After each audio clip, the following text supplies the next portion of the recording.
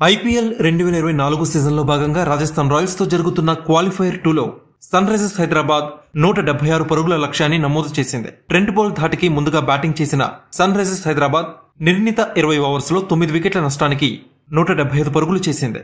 Heinrich Klaasen 34 బంతుల్లో 4 సిక్సర్ల సహాయంతో 50 పరుగులు చేసి హాఫ్ సెంచరీతో రాణించగా, రాహుల్ త్రిపాఠి 15 బంతుల్లో 5 ఫోర్లు 2 సిక్సర్ల సహాయంతో 37 పరుగులు, ట్రావిస్ హెడ్ 28 బంతుల్లో 3 ఫోర్లు 1 సిక్సర్ సహాయంతో 34 పరుగులు చేసి రాణించారు.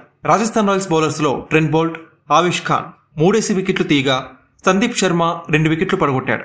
SRH batsmen Aiden Markram, Abdul Samad వైఫల్యం ఆరెంజ్ ఆర్మీ భారీ స్కోర్ అవకాశాల్ని దెబ్బతీసింది.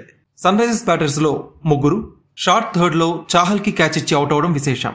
ఒక దశలో ఎస్ఆర్హెచ్ 120 పరుగులకే 6 కీలక వికెట్లు కోల్పోయి పీకల్లోతు కష్టాల్లో పడింది. ఈ పరిస్థితుల్లో షాబాజ్ అహ్మద్ ని ఇంపాక్ట్ ప్లేయర్ గా బరిలోకి దించగా, SRH star batsmen Heinrich Klaasen ఆచితూచి ఆడాడు.